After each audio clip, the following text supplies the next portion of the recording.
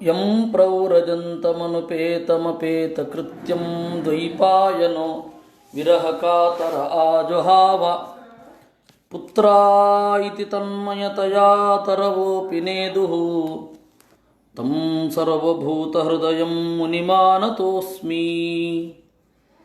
ಯಸ್ಯಾನುಭಾವಮಖಿಲಶ್ರುತಿಸಾರಮೇಕಂ ಅಧ್ಯಾತ್ಮದೀಪಮತಿತಿತೀರಿಷತಾಂ ತಮೋಂಧಂ ಸಂಸಾರಿಣಾಂ ಕರುಣಯಾಃ ಪುರಾಣಗುಹ್ಯಂ ತಂ ವ್ಯಾಸಸೂನುಮುಪಯಾಮಿ ಗುರುಂ ಮುನೀನಾಂ. ನಾರಾಯಣಂ ನಮಸ್ಕೃತ್ಯ ನರಂ ಚೈವ ನರೋತ್ತಮಂ ದೇವೀಂ ಸರಸ್ವತೀಂ ವ್ಯಾಸಂ ತತೋ ಜಯಮುದೀರಯೇ. ಮಾತರ್ಮೇ ಮಾತರಿಷ್ವನ್ನ ಪಿತರತುಲಗುರೋ ಭ್ರಾತರಿಷ್ಟಾಪ್ತಬಂಧೋ ಸ್ವಾಮಿನ್ ಸರ್ವಾಂತರಾತ್ಮನ್ನಜರಜರಯಿತರ್ಜನ್ಮ ಮೃತ್ಯಾಮಯಾನಾಂ. ಗೋವಿಂದೇ ದೇಹಿ ಭಕ್ತಿಂ ಭವತಿ ಚ ಭಗವನ್ನೂರ್ಜಿತಾಂ ನಿರ್ನಿಮಿತ್ತಾಂ ನಿರ್ವ್ಯಾಜಾಂ ನಿಶ್ಚಲಾಂ ಸದ್ಗುಣಗಣಬೃಹತೀಂ ಶಾಶ್ವತೀಮಾಶುದೇವಾ. ನಾಗೇಂದ್ರಾಣಾಮನಂತೋಹಂ ಮೃಗೇಂದ್ರಃ ಶೃಂಗಿದಂಷ್ಟೃಣಾಂ ಆಶ್ರಮಾಣಾಮಹಂ ತುರ್ಯಃ ವರ್ಣಾನಾಂ ಪ್ರಥಮೋ ನಘಾ. ನಾಗೇಂದ್ರಾನಾಂ ಹೆಡೆ ಇರುವ ಜೀವಿಗಳಲ್ಲಿ ನಾನು ಅನಂತ. ಸರ್ಪ ಹೇಳಿದರೆ ಹೆಡೆ ಇಲ್ಲದ್ದು, ತೆವಳುವುದು ಯಾವುದಾದರೂ ಸರ್ಪವೇ. ಮೃಗೇಂದ್ರ ಶೃಂಗಿದಂಷ್ಟ್ರಿಣಾಂ, ಕಾಡಿನ ಪ್ರಾಣಿಗಳಲ್ಲಿ ವಿಶೇಷವಾದ ಗಾಂಭೀರ್ಯ ಸಿಂಹದಲ್ಲಿದೆ. ಆ ಹಿನ್ನೆಲೆಯಲ್ಲಿ ಸಿಂಹದಲ್ಲಿ ನಾನು ಗಾಂಭೀರ್ಯವನ್ನು ಕೊಟ್ಟು ಅದನ್ನು ಮೃಗರಾಜನನ್ನಾಗಿ ಮಾಡಿದ್ದೇನೆ. ವಿಶೇಷತಃ ಸನ್ಯಾಸಾಶ್ರಮದಲ್ಲಿ ನಾನು ನೆಲೆಗೊಂಡಿದ್ದೇನೆ ಅಂದರೆ ಸನ್ಯಾಸಾಶ್ರಮದಲ್ಲಿ ಸಿಗುತ್ತೇನೆ ಅಂತ ಅರ್ಥ. ಅದಕ್ಕೆ ಆಚಾರ್ಯರು ವ್ಯಾಖ್ಯಾನ ಬರೆದರು. ಗಾರ್ಹಸ್ಥ್ಯಂಚ ಯತಿತ್ವಂಚ ದೇವೇಶು ಏಕತ್ವಮಾಗತಂ. ಸನ್ಯಾಸಿಗಳೆಲ್ಲರೂ ಕೂಡ ಗೃಹಸ್ಥರಿಗಿಂತ ಮಿಗಿಲು ಅಂತನ್ನುವ ಸ್ಟೇಟ್ಮೆಂಟು ಅದು ಕಾಮನ್. ದೇವತೆಗಳು ಸಂಸಾರಿಗಳು, ಅವರಿಗಿಂತ ಮನುಷ್ಯ ಸನ್ಯಾಸಿಗಳು ಮಿಗಿಲೇ ಅಂತ ಹೇಳಿದ್ರೆ ಇಲ್ಲ ಅಂತ ಹೇಳ್ತಾರೆ. ಯಾಕೆಂದರೆ ದೇವತೆಗಳು ಎಲ್ಲ ಸಂದರ್ಭದಲ್ಲಿ ಎಲ್ಲ ಆಶ್ರಮದಲ್ಲಿ ಇರ್ತಾರೆ. ಅದನ್ನು ಮಧ್ವವಿಜಯವೂ ಕೂಡ ಹೇಳಿದೆ. ಸದಾ ಸಮಸ್ತಾಶ್ರಮ ಭಾಕ್ಸುರೇಶ್ವರ ವಿಶೇಷತಃ ಖಲ್ವ ಭಜದ್ವರಾಶ್ರಮಂ ಅಂತ. ಸದಾ ಸಮಸ್ತಾಶ್ರಮ ಭಾಕ್, ದೇವತೆಗಳು ಯಾವಾಗಲೂ ಎಲ್ಲ ಆಶ್ರಮದಲ್ಲಿ ಇರ್ತಾರೆ. ಆ ಹಿನ್ನೆಲೆಯಲ್ಲಿ ಅವರು ಎಲ್ಲರಿಗಿಂತ ಮಿಗಿಲು. ಅದರಿಂದಾಗಿ ಕೃಷ್ಣ ಹೇಳಿದ್ದು ಆಶ್ರಮಾಣ ಮಹಂ ತುರ್ಯ ಅಂತ. ದೇವತೆಗಳಿಗಾಗಬೇಕಾದ್ರೆ ಎಲ್ಲ ಆಶ್ರಮದಲ್ಲೂ ಇರ್ತಾರೆ. ಮನುಷ್ಯ ಸನ್ಯಾಸಿಗಳಿಗಿಂತ ಅವರು ಉತ್ತಮರೇ. ಮನುಷ್ಯ ಸನ್ಯಾಸಿಗಳು ಕೂಡ ಗುಣವನ್ನು ನೋಡಬೇಕು. ಗುಣದಲ್ಲಿ ಗೃಹಸ್ಥರು ಮಿಗಿಲಾಗಿದ್ದರೆ ಅವರಿಗೆ ಗೌರವವನ್ನು ಸಲ್ಲಿಸಲೇಬೇಕು. ಆ ಹಿನ್ನೆಲೆಯಲ್ಲಿ ಅರ್ಜುನ ಸನ್ಯಾಸಿ ವೇಷವನ್ನು ತೊಟ್ಟಾಗಲೂ ಕೂಡ ಬಲರಾಮ ಬಂದಾಗ ಬಲರಾಮನಿಗೆ ನಮಸ್ಕಾರ ಮಾಡಿದ್ದ ಅವನು. ಯಾಕೆ ಅಂದರೆ ಗುಣದಲ್ಲಿ ಮಿಗಿಲು. ಗುಣಜ್ಯೇಷ್ಠೋಸೀತಿ ಚಕ್ರೇ ಪ್ರಣಾಮಂ ಅಂತ ಮಧ್ವಾಚಾರ್ಯರ ಮಹಾಭಾರತ ತಾತ್ಪರ್ಯ ನಿರ್ಣಯದ ಮಾತು.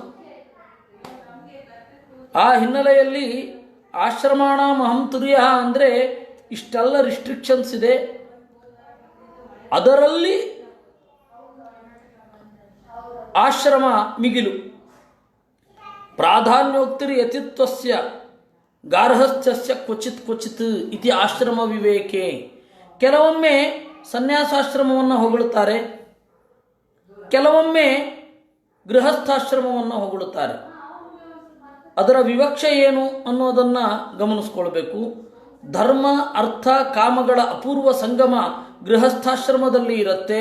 ಆ ಸೊಬಗನ್ನು ಇಟ್ಟುಕೊಂಡು ಮಹಾಭಾರತ ಎಲ್ಲ ಕಾವ್ಯಕ್ಕಿಂತ ಮಿಗಿಲು ಹೇಗೆ ಗೃಹಸ್ಥಾಶ್ರಮದಂತೆ ಅಂತಾರೆ. ಗೃಹಸ್ಥಾಶ್ರಮದಲ್ಲಿರುವಷ್ಟು ವಿಕ್ಷೇಪ, ವೇದಾರ್ಥಗಳನ್ನು ನಮ್ಮ ಮನೆಯ ಕಾರ್ಯಕ್ರಮದ ಮಟ್ಟಿಗೆ ಸೀಮಿತಗೊಳಿಸಿಕೊಳ್ಳುವಂತಹ ಒಂದು ಅಪಾಯ, ಆಮೇಲೆ ವಿಪರೀತ ಕಾರ್ಯತತ್ಪರತೆ, ಜವಾಬ್ದಾರಿ, ಇವುಗಳನ್ನೆಲ್ಲ ನೋಡಿದಾಗ ಸನ್ಯಾಸಾಶ್ರಮ ಅನ್ನೋದು ನನ್ನನ್ನು ತಲುಪಲಿಕ್ಕೆ ವೇಗವಾಗಿ ಬರುವ ಮಾರ್ಗ ಅಂತ ಹೇಳೋದಿದೆ. ಅದರಿಂದಾಗಿ ಎರಡೂ ಕೂಡ ಎಲ್ಲಿ ವಿವಕ್ಷೆ ಹೇಗಿರುತ್ತೆ ಅದನ್ನು ನೋಡಿಕೊಂಡು ಅರ್ಥ ಮಾಡಬೇಕು. ಅದಕ್ಕೆ ಕೆಲವೊಂದು ಕಡೆ ಗೃಹಸ್ಥ ಪ್ರಧಾನ ಅಂತ ಹೇಳ್ತಾರೆ, ಕೆಲವೊಂದು ಕಡೆ ಯತ್ಯಾಶ್ರಮ ಪ್ರಧಾನ ಅಂತ ಹೇಳ್ತಾರೆ. ಇಷ್ಟು ಹಿನ್ನೆಲೆಯೊಂದಿಗೆ ಇತಿಪೂರ್ವ ಕಥಾನುವಾದ ಇದನ್ನು ನಾವು ನಿನ್ನೆ ನೋಡಿದ್ದೆವು. ಈಗ ಅಲ್ಲಿಂದ ಮುಂದುವರಿಯೋದಾದರೆ, ತೀರ್ಥಾನಾಂ ಸ್ರೋತಸಾಂ ಗಂಗಾ ಸಮುದ್ರ ಸರಸಾಮಹಂ ಆಯುಧಾನಾಂ ಧನುರಹಂ ತ್ರಿಪುರಘ್ನೋ ಧನುಷ್ಮತಾಂ. ತೀರ್ಥಾನಾಂ ಸ್ರೋತಸಾಂ ಗಂಗಾ,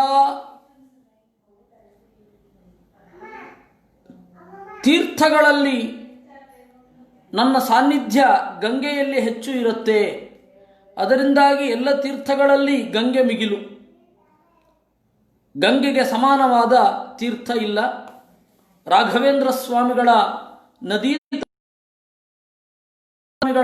ನದೀ ತಾರತಮ್ಯ ಸ್ತೋತ್ರವನ್ನು ನಾವು ನೆನಪಿಸಿಕೊಳ್ಬೇಕು. ಬೇರೆ ಬೇರೆ ಪುರಾಣಗಳಲ್ಲಿ, ಬೇರೆ ಬೇರೆ ಹೊತ್ತಗೆಗಳಲ್ಲಿ ಹೇಳಿದ ಎಲ್ಲ ನದಿಯ ತಾರತಮ್ಯವನ್ನು, ನದಿ ದೇವತೆಗಳ ಚಿಂತನೆಯನ್ನು ಅದರ ಒಂದರಲ್ಲಿ ಅವರು ಕೊಟ್ಟಿದ್ದಾರೆ.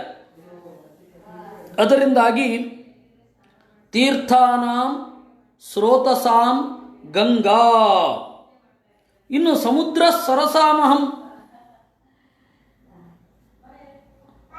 ನೀರಿನ ನೆಲೆ ಅಂತಂದಾಗ ಸಮುದ್ರ ಮಿಗಿಲು. ಸರಹ ಅಂತಂದರೆ ನೀರಿನ ನೆಲೆ ಅಂತ. ಯಾಕೆಂದರೆ ಎಲ್ಲ ನೀರುಗಳು, ಎಲ್ಲ ತರಹದ ನೀರುಗಳು ಸಮುದ್ರದಲ್ಲಿ ಸೇರಿಕೊಳ್ಳುತ್ತವೆ. ಜಲೀಯ ಪರಮಾಣುಗಳು ಬೇರೆ ಬೇರೆಯಾಗಿಯೇ ಇರುತ್ತೆ. ಕನ್ಯಾಕುಮಾರಿಯಲ್ಲಿ ನೀವು ನೋಡಬಹುದು, 3 ಸಮುದ್ರಗಳು ಸೇರ್ತವೆ, ಬಣ್ಣ ಪ್ರತ್ಯೇಕವಾಗಿಯೇ ಇರುತ್ತೆ. ಆದರೆ ಅವುಗಳು ಒಂದಾಗೋದಿಲ್ಲ, ತಮ್ಮ ಗುಣ ಕಳ್ಕೊಳ್ಳುತ್ತೆ, ತಮ್ಮ ಗುಣ ಕಳ್ಕೊಳ್ಳೋಲ್ಲ. ಈ ವಿಚಿತ್ರವಾದ ಒಂದು ಅಸ್ತಿತ್ವ ಸಮುದ್ರದಲ್ಲಿ ನದೀ ಜಲ ಪರಮಾಣುಗಳಿಗೆ ಇರುತ್ತೆ. ಸಮುದ್ರದಷ್ಟು ದೊಡ್ಡದು ಯಾವುದೂ ಇಲ್ಲ. ಆ ಕಾರಣದಿಂದ ಸಮುದ್ರ ಸರಸಾಮಹಂ. ಆಮೇಲೆ ಇನ್ನೂ ಕಾರಣದಿಂದ ನಾನು ಸಮುದ್ರದಲ್ಲಿ ವಿಶೇಷ ಶಕ್ತಿಯನ್ನು ಕೊಟ್ಟಿದ್ದೇನೆ. ಏನು? ಭೂಮಿಯಲ್ಲಿರತಕ್ಕಂತಹ ಜೀವ ವೈವಿಧ್ಯಕ್ಕಿಂತ ಹೆಚ್ಚು ಜೀವ ವೈವಿಧ್ಯ ಸಮುದ್ರದಲ್ಲಿ ಇದೆ. ನೀರಿನಲ್ಲಿ ಎಷ್ಟು ಜೀವಗಳು ಇವೆ ಅಂತ ಹೇಳಿದರೆ ಅಷ್ಟು ಜೀವಗಳು ಭೂಮಿಯ ಮೇಲಿಲ್ಲ. ಆಗಸ ಮತ್ತು ಭೂಮಿ, ಯಾಕೆಂದರೆ ಎಷ್ಟೋ ಪ್ರಾಣಿಗಳು ಆಗಸದಲ್ಲೇ ಹುಟ್ಟಿ ಆಗಸದಲ್ಲೇ ಸತ್ತು ಹೋಗ್ತವೆ. ಆದರೆ ಭೂಮಿಯಲ್ಲಿ ಆಗಸದಲ್ಲಿ ಎರಡೂ ಪ್ರಾಣಿಗಳನ್ನು ಸೇರಿಸಿದರೆ ಎಷ್ಟು ಜೀವ ವೈವಿಧ್ಯ, ಜೀವ ಸಂಕುಲ ಇರಬೇಕೋ ಅದಕ್ಕಿಂತ ಹೆಚ್ಚು ಸಮುದ್ರದಲ್ಲಿದೆ. ಇನ್ನು ಭೂಮಿಯ ವಿಸ್ತಾರ, ವೈವಿಧ್ಯ ಅದು ಸಮುದ್ರದಲ್ಲಿಯೂ ಇದೆ. ಏರು, ತಗ್ಗು, ದಿನ್ನೆ, ಪರ್ವತಗಳಿವೆ, ಬೇಕಾದಷ್ಟಿದೆ. ಖನಿಜ ಇದೆ, ಏನಿಲ್ಲ ಹೇಳಿ. ಖನಿಜ ಸಂಪತ್ತಿದೆ, ಸಸ್ಯ ಸಂಪತ್ತು ಇದೆ, ಪ್ರಾಣಿ ಸಂಪತ್ತು ಇದೆ, ಎಲ್ಲವೂ ಇದೆ. ಅದರಲ್ಲಿ ಎಷ್ಟಿದೆ ಅಂತ ಹೇಳಲಿಕ್ಕೆ ಆಗಲ್ಲ, ಅಷ್ಟಿದೆ. ಭೂಮಿಯಲ್ಲಿರುವ ಎಲ್ಲವೂ ಇದೆ, ಭೂಮಿಗಿಂತ ಹೆಚ್ಚಿದೆ. ನಿಮಗೆ ಒಂದು ಸಂಗತಿಯನ್ನು ಹೇಳಬೇಕು. ಬಹಳ ಹಿಂದೆ ಪಾಶ್ಚಾತ್ಯ ದೇಶಗಳಲ್ಲಿ ಮೇಣ ಮೊದಲಾದವುಗಳನ್ನು ಸಪ್ಲೈ ಮಾಡೋದಕ್ಕಿಂತ ಮೊದಲು ಆ ಎಣ್ಣೆಯನ್ನೇ ಹಾಕಿ ಬತ್ತಿಯನ್ನು ಉರಿಸ್ತಾ ಇದ್ದಿದ್ದು ನಮ್ಮ ಥರನೇ. ಆದರೆ ಒಂದು ಇಡೀ ಊರಿಗೆ 1 ತಿಂಗಳಿಗಾಗುವಷ್ಟು ಎಣ್ಣೆ ಎಲ್ಲಿಂದ ಬರಬೇಕು? ತಿಮಿಂಗಿಲವನ್ನು ಬೇಟೆಯಾಡಿ ಅದರ ಕೊಬ್ಬಿನಿಂದ ಮಾಡಿದ ಎಣ್ಣೆ ಒಂದು ಇಡೀ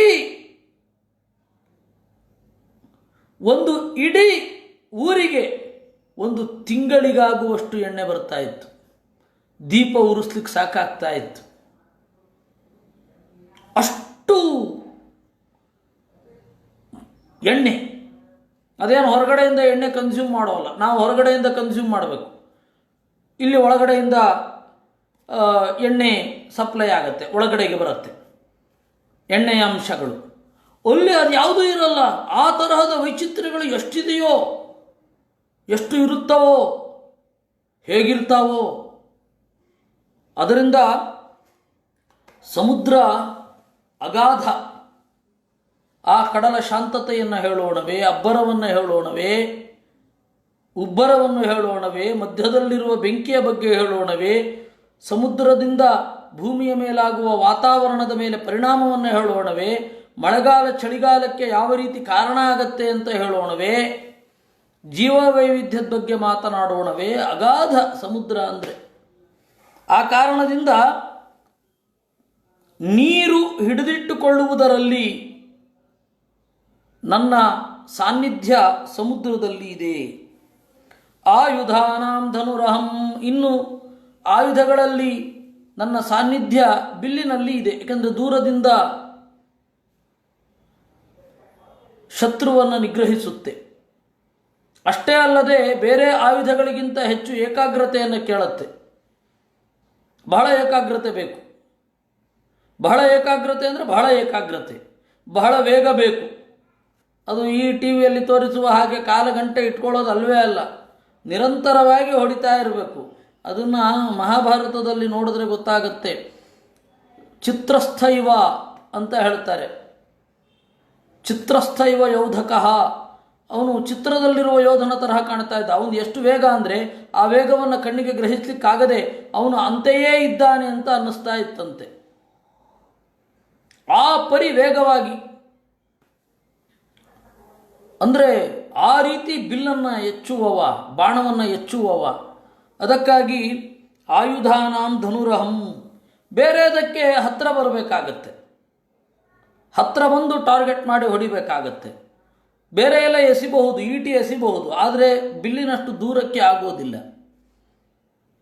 ಆದ್ದರಿಂದ ಆಯುಧಾನಾಂ ಧನುರಹಂ.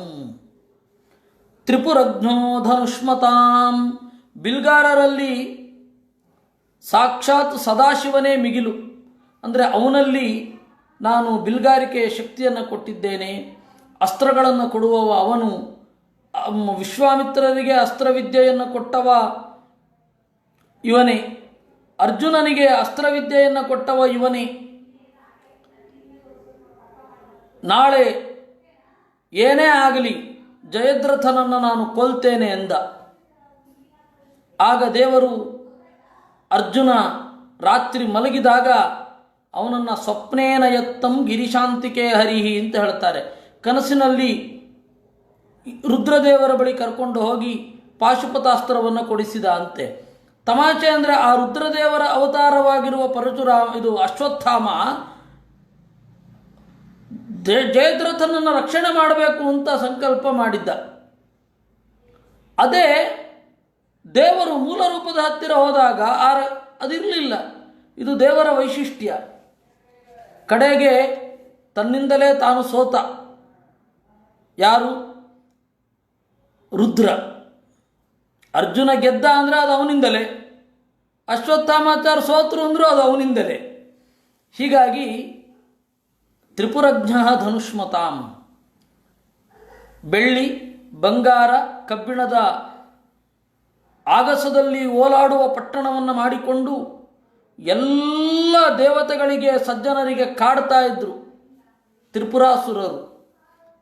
3 ತೇಲಾಡುವ ಊರುಗಳ ರಕ್ಕಸರು ತ್ರಿಪುರ ಅಸುರರು.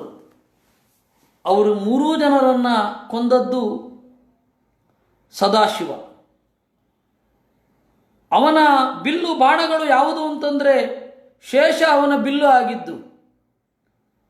ದೇವರೇ ಅವನ ಬಾಣದಲ್ಲಿ ನಿಂತಿದ್ದು. ಈ ತರಹದ ಶೇಷನನ್ನು ಬಿಲ್ಲಾಗಿಸಿಕೊಂಡು ನಾರಾಯಣನನ್ನು ಬಾಣವಾಗಿಸಿಕೊಂಡ ವಿಚಿತ್ರ ಸಾಮರ್ಥ್ಯ ಮತ್ತು ದೇವರ ಅನುಗ್ರಹ ಆಗಿದ್ದು ಸದಾಶಿವನಿಗೆ. ಅದಕ್ಕೆ ಹೇಳಿದರು ತ್ರಿಪುರಜ್ಞೋ ಧನುಷ್ಮತಾಂ ಗಿರೀಣಾಮಸ್ಮ್ಯಹಂ ಮೇರು ಗಹನಾನಾಂ ಹಿಮಾಲಯಃ ವನಸ್ಪತೀನಾಮಶ್ವತ್ಥಃ ಓಷಧೀನಾಮಹಂ ಯವಾಃ. ಗಿರೀಣಾಮಸ್ಮ್ಯಹಂ ಮೇರು, ಬೆಟ್ಟಗಳಲ್ಲಿ ನಾನು ಮೇರು ಪರ್ವತ. ಆ ಸಾನ್ನಿಧ್ಯ ಮೇರು ಪರ್ವತದಲ್ಲಿ ಇರೋದ್ರಿಂದಲೇ ಸೂರ್ಯ ಅದಕ್ಕೆ ಸುತ್ತು ಬರ್ತಾನೆ. ನಾವು ಮಹಾಭಾರತದ ವನಪರ್ವದಲ್ಲಿ ಒಂದು ಕಥೆಯನ್ನು ಕೇಳುತ್ತೇವೆ. ಒಮ್ಮೆ ವಿಂಧ್ಯ ಪರ್ವತಕ್ಕೆ, ಅಂದರೆ ವಿಂಧ್ಯ ಪರ್ವತ ಅಭಿಮಾನಿ ಅಂತ ಅರ್ಥ ಮಾಡ್ಕೊಳ್ಬೇಕು. ವಿಂಧ್ಯ ಪರ್ವತದ ಅಭಿಮಾನಿಗೆ ಮೇರು ಪರ್ವತದ ಅಭಿಮಾನಿಯ ಮೇಲೆ ಸ್ಪರ್ಧೆ ಬೆಳೀತಂತೆ. ಸೂರ್ಯ ನಿನಗೆ ಮಾತ್ರ ಯಾಕೆ ಸುತ್ತು ಹಾಕಬೇಕು, ನೀನು ಬೆಳಕಿನ ಸೀಮೆಯನ್ನು ನಿರ್ಣಯ ಮಾಡುವವನ, ನಾನು ಹಾಗಾಗ್ತೇನೆ ಅಂತ ಬೆಳಿಲಿಕ್ಕೆ ಶುರು ಮಾಡಿದ. ಆಗ ದೇವತೆಗಳೆಲ್ಲ ಅಗಸ್ತ್ಯರನ್ನು ಪ್ರಾರ್ಥನೆ ಮಾಡಿದರು. ಅಗಸ್ತ್ಯರು ವಿಂಧ್ಯನಿಗೆ ಹೇಳಿದರು, ನೋಡಯ್ಯ, ನಾನೀಗ ದಕ್ಷಿಣದ ಕಡೆ ಹೋಗ್ತಾ ಇದ್ದೇನೆ, ದಕ್ಷಿಣದಿಂದ ಮತ್ತೆ ಉತ್ತರಕ್ಕೆ ಬಂದ ಮೇಲೆ ಬೆಳಿ ಅಂತ. ಆಮೇಲೆ ಅಗಸ್ತ್ಯರು ದಕ್ಷಿಣದಿಂದ ಉತ್ತರಕ್ಕೆ ಹೋಗಲೇ ಇಲ್ಲ, ಅವರು ದಕ್ಷಿಣದಲ್ಲಿಯೇ ಇದ್ದರು. ಆದ್ದರಿಂದಾಗಿ ವಿಂಧ್ಯ ಪರ್ವತ ಬೆಳಿಲಿಲ್ಲ. ಒಟ್ಟಾರೆ ಏನು ಅಂದರೆ ದೇವರ ಸಂಕಲ್ಪ, ಮೇರು ಪರ್ವತ ಅನ್ನೋದು ಲೋಕ ಅಂದರೆ ಬೆಳಕು ಅಂತ, ಮೇರು ಪರ್ವತ ಅಂತನ್ನೋದು ಬೆಳಕಿನ ಸೀಮೆ ಆಗಬೇಕು, ಮೇರು ಪರ್ವತ ಅಂತನ್ನೋದು ಬೆಳಕಿನ ಕೋಲಿನಂತೆ ಇರಬೇಕು ಅಂತ ಹೇಳಿ ಅವರ ಸಂಕಲ್ಪ ದೇವರದ್ದು. ಯಾಕೆ ಅಂದರೆ ದೇವರು ಅಲ್ಲಿ ಒಂದು ರೂಪದಿಂದ ಸನ್ನಿಹಿತನಾಗಿದ್ದಾನೆ, ಮೇರು ಪರ್ವತಕ್ಕೆ ಒಂದು ಸ್ಥಾನವನ್ನು ಕೊಟ್ಟಿದ್ದಾನೆ, ಅದು ಯಾವ ಬೆಟ್ಟಗಳಿಗೂ ಇಲ್ಲ. ಆಮೇಲೆ ಗಹನಾನಾಂ ಹಿಮಾಲಯ ಅಂದರು. ನಾನು ಗಹನಾನಾಂ ಅತ್ಯಂತ ಗುಟ್ಟುಗಳಲ್ಲಿ ಹಿಮಾಲಯ, ಅಂದರೆ ಹಿಮಾಲಯದಲ್ಲಿ ಇಟ್ಟಿರುವಷ್ಟು ಗುಟ್ಟುಗಳನ್ನು ಬೇರೆ ಯಾವ ಬೆಟ್ಟಗಳಲ್ಲಿಯೂ ಇಟ್ಟಿಲ್ಲ. ಅದು ಹಿಮಾಲಯ ಕೇವಲ ಕಲ್ಲಿನ ಬೆಟ್ಟವೇ ಅಲ್ಲ, ಗುಟ್ಟುಗಳ ಬೆಟ್ಟ ಅಂತ ಹೇಳಬಹುದು. ಎಲ್ಲ ಗುಟ್ಟುಗಳು ಅಲ್ಲಿ ಇವೆ. ಹಿಮಾಲಯವನ್ನು ಪೂರ್ತಿ ನೋಡಿದ್ದೇನೆ ಅಂತ ಎದೆ ತಟ್ಟಿ ಹೇಳಬಲ್ಲವ ಯಾರಾದರೂ ಒಬ್ಬರು ಇದ್ದರೆ ಕರ್ಕೊಂಬಂದ್ಬಿಡಿ ಅವ್ರನ್ನ. ಹಿಮಾಲಯದ ಮೂಲೆ ಮೂಲೆಯೂ ನನಗೆ ಗೊತ್ತು, I know each and every corner ಅಂತ ಯಾರಾದರೂ ಹೇಳೋರಿದ್ದರೆ ಅವ್ರನ್ನ ಕರ್ಕೊಂಡು ಬನ್ನಿ, ಅಥವಾ ಅಂತಹ ಒಬ್ಬ ಮೂರ್ಖನನ್ನು ತೋರಿಸಿ. ಅದರಿಂದಾಗಿ ಗಹನಾನಾಂ ಗುಟ್ಟುಗಳಲ್ಲಿ ನಾನು ಹಿಮಾಲಯ, ಅಂದರೆ ಹಿಮಾಲಯದಲ್ಲಿರುವಷ್ಟು ಗುಟ್ಟುಗಳು ಜಗತ್ತಿನಲ್ಲಿ ಎಲ್ಲೂ ಇಲ್ಲ. ಯಾಕೆ ಅಂದರೆ ಆ ಗುಟ್ಟುಗಳನ್ನು ಅಲ್ಲಿ ಇಟ್ಟವ ನಾನು. ಅದರಿಂದಾಗಿ ಅದು ಹಿಮಾಲಯ ಗುಟ್ಟಿನ ಬೆಟ್ಟ ಅಂತಂದರು. ಅದಕ್ಕೆ ಹೇಳಿದ್ದು ಗಹನಾನಾಂ ಹಿಮಾಲಯ ಅಂತ. ವನಸ್ಪತೀನಾಂ ಅಶ್ವತ್ಥಃ, ವನಸ್ಪತಿಗಳಲ್ಲಿ ನಾನು ಅಶ್ವತ್ಥ.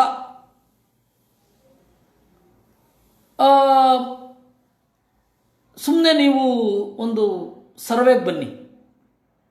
ಭಾರತದಲ್ಲಿ ಆಲದ ಮರವನ್ನು ಇಟ್ಟುಕೊಂಡು, ಅಶ್ವತ್ಥ ವೃಕ್ಷವನ್ನು ಇಟ್ಟುಕೊಂಡು ಎಷ್ಟು ಊರುಗಳಿವೆ. ಬೇರೆ ಸೊಪ್ಪು, ಕಾಯಿ, ಮರ ಇವುಗಳನ್ನು ಇಟ್ಟುಕೊಂಡು ಎಷ್ಟು ಊರುಗಳಿದೆ ಅಂತ ಲೆಕ್ಕ ಹಾಕಿಬಿಡಿ. ಎಲ್ಲೋ 3-4 ಮಾವಿನ ಕೆರೆ ಇರಬಹುದು, 2-3 ನುಗ್ಗೆಹಳ್ಳಿ ಇರಬಹುದು. ಆಯ್ತೇ? ಆ ರೀತಿ ನೀವು ನೋಡ್ತಾ ಇದ್ದರೆ ಇಂಗಳೆ ಮರದ ಹೆಸರು, ಬೆಂಗಾಳೆ ಮರಗಳ ಊರು ಬೆಂಗಳೂರು, ಮತ್ತಿಹಳ್ಳಿ ಇರಬಹುದು, ಮತ್ತಿ ಕೆರೆ ಇರಬಹುದು, ಎಲ್ಲ ಉಂಟು. ಆದರೆ ಆಲೂರು, ಆಲದಹಳ್ಳಿ, ಆಲ್ದೂರು, ಆಲನಹಳ್ಳಿ ಉಂಟಾ? ಲೆಕ್ಕ ಹಾಕಲಿಕ್ಕುಂಟಾ? ಆಲೂರು, ಲೆಕ್ಕ ಹಾಕದಷ್ಟು ದೊಡ್ಡದು, ಎಲ್ಲ ಕಡೆ ಇದೆ. ಮತ್ತು ಪ್ರತಿಯೊಂದು ಊರಿನ ಮುಂಭಾಗದಲ್ಲಿ ಒಂದು ಅರಳಿ ಮರ, ಅಶ್ವತ್ಥ ಮರ ಇರ್ತಿತ್ತು. ಯಾಕೆಂದರೆ ಶುದ್ಧವಾದ ಗಾಳಿ ಸಿಗಲಿ ಅಂತ ಅಷ್ಟೇ, ಇನ್ನೇನಿಲ್ಲ. ಮತ್ತು ಅದು ಅಗ್ನಿಗೆ ಅತ್ಯಂತ ಪ್ರಿಯವಾದದ್ದು. ಅದರಲ್ಲಿ ಸಿಗುವಷ್ಟು ಬೇರೆ ಎಲ್ಲಿಯೂ ಕೂಡ ಆಕ್ಸಿಜನ್ ಸಿಗೋದಿಲ್ಲ ಅನ್ನೋದು ಪ್ರಸಿದ್ಧ. ಮತ್ತು ಆಲದ ಮರ ಹುಟ್ಟಿದ್ದೇ ಒಂದು ವಿಚಿತ್ರ, ಅಗ್ನಿಯಿಂದಲೇ ಹುಟ್ಟಿದ್ದು, ಅಗ್ನಿಗರ್ಭ ಅಂತ ಹೇಳ್ತಾರೆ ಅದನ್ನು. ಅದು ಪುರೂರವಸ್ ಮತ್ತು ಉರ್ವಶಿಯ ಕಥೆಗೆ ಹೋಗಬೇಕು. ಅದು ಆಲದ ವೈಶಿಷ್ಟ್ಯವನ್ನು ತಿಳಿಸ್ತಾ ಸೈಮಲ್ಟೇನಿಯಸ್ಲಿ ಉರ್ವಶಿ ಮತ್ತು ಪುರೂರವಸರ ಸಮಾಗಮ ಅಂತನ್ನೋದು ವೇದ ಸಂಪ್ರದಾಯವೊಂದರ ಬದಲಾವಣೆಗೆ ಹೇಗೆ ಕಾರಣ ಆಯಿತು, ಅಗ್ನಿಯ ಆರಾಧನೆಗೆ ಯಾವ ರೀತಿ ಕಾರಣ ಆಯಿತು ಅನ್ನೋದನ್ನು ಬಿಡಿಸ್ತವೆ. ಅದಕ್ಕಾಗಿ ಅಶ್ವತ್ಥಕ್ಕೆ ಒಂದು ವಿಶಿಷ್ಟವಾದ ಹೆಸರುಂಟು, ಅಗ್ನಿಗರ್ಭ ಅಂತ. ಅದರಿಂದಾಗಿ ಕೃಷ್ಣ ಹೇಳಿದ, ಯಾಕೆ ಅಂದರೆ ನಾನು ಅಲ್ಲಿ ಇದ್ದೇನೆ. ಓಷಧೀನಾಮಹಂ ಯವಾಹ, ನಾನು ಸಸ್ಯಗಳಲ್ಲಿ ಭತ್ತ ಅಂದ. ಭತ್ತದಲ್ಲಿ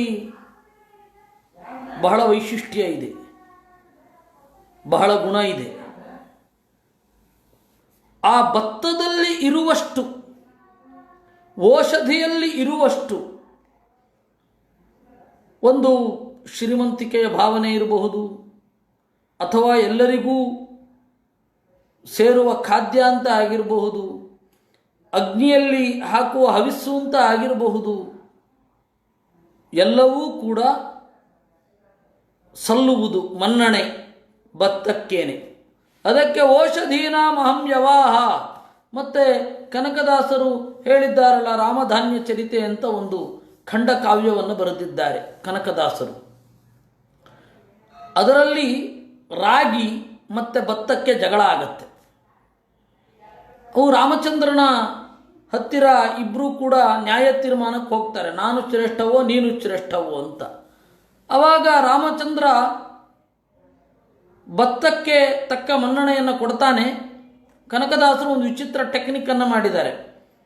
ಭತ್ತಕ್ಕೆ ಮನ್ನಣೆ ಕೊಟ್ಟು ರಾಗಿಯನ್ನು ಸಮಾಧಾನ ಪಡಿಸ್ತಾ, ಇನ್ನು ಮೇಲೆ ನಿನ್ನ ಹೆಸರು ರಾಮಧಾನ್ಯ ಅಂತ ಆಗಲಿ, ನನ್ನ ಹೆಸರಿನಿಂದ ನೀನು ಕರೆಯಲ್ಪಡು ಅಂತ. ಹೀಗಾಗಿ ಬಹಳ ಜನ ಕನಕದಾಸರ ಪದ್ಯದ ಪ್ರಭಾವದಿಂದಾಗಿ ಶನಿವಾರ ರಾಮನ ಪೂಜೆಯನ್ನು ಮಾಡಿ ಆ ರಾಗಿ ಧಾನ್ಯವನ್ನು ಸಮರ್ಪಣೆ ಮಾಡೋದು, ಆಮೇಲೆ ರಾಗಿ ಧಾನ್ಯದ ಏನಂತಾರೆ ಉಂಡೆ, ಸಿಹಿ ಖಾದ್ಯಗಳನ್ನು ಮಾಡೋದು. ಅದರಿಂದಾಗಿ ರಾಮನ ಸೇವೆ ಮಾಡ್ತಾ ಗುಲ್ಪಾವಟೆ ಮಾಡೋದು ಅಂತ ಒಂದಾಗಿಬಿಟ್ಟಿದೆ. ಆದರೆ ಕನಕದಾಸರು ಯಾಕೆ ಆ ರೀತಿ ಹೇಳಿದ್ದು? ಕೃಷ್ಣನ ಸ್ಪಷ್ಟ ವಿರೋಧ ಬಂತಲ್ಲ ಅಲ್ಲಿ, ಇಲ್ಲ ಅಂತಾರೆ. ಯಾಕೆ ಅಂದರೆ ದೇವರ ಸಾನ್ನಿಧ್ಯ ಅದರಲ್ಲಿ ಇದೆ ಅಂತ ತಿಳ್ಕೋ, ಅದನ್ನು ತಿಂದೇ ಬದುಕಬೇಕು ಅಂತ ಹೇಳಿ ಇಟ್ಕೊಳ್ಬೇಡ. ಹೀಗಾಗಿ ರಾಗಿ ತಿನ್ನುವವರ ಬಗ್ಗೆ ಕೀಳರಿಮೆ ಬೇಡ, ರಾಗಿ ತಿನ್ನುವವರಿಗೆ ಒಂದು ಕೀಳರಿಮೆ ಕಾಡದಿರಲಿ ಅಂತ ಪ್ರಾಯ ಕನಕದಾಸರು ರಾಮಧಾನ್ಯ ಚರಿತ್ರೆಯನ್ನು ಬರೆದಿರಬೇಕು. ಆದರೆ ಅದು ಏನಾಗಿ ಹೋಯಿತು, ಮುಂದಿನವರಿಗೆ ಅದು ಕೆಳವರ್ಗ ಮತ್ತು ಮೇಲ್ವರ್ಗದ ಸಂಘರ್ಷ ಅಂತ ಬಂಡಾಯದ ಕಡೆಗೆ ಅದು ತಗೊಂಡು ಹೊಟ್ಟೋಯ್ತು. ದೇವರ ದಯದಿಂದ ಆ ಪದ್ಯ ಹೆಚ್ಚಿನ ಜನರ ಕಣ್ಣಿಗೆ ಬಿದ್ದಿಲ್ಲ. ರಾಮಧಾನ್ಯ ಚರಿತೆ ವಸ್ತುತಃ ಆ ತರಹ ಏನೂ ಇಲ್ಲ.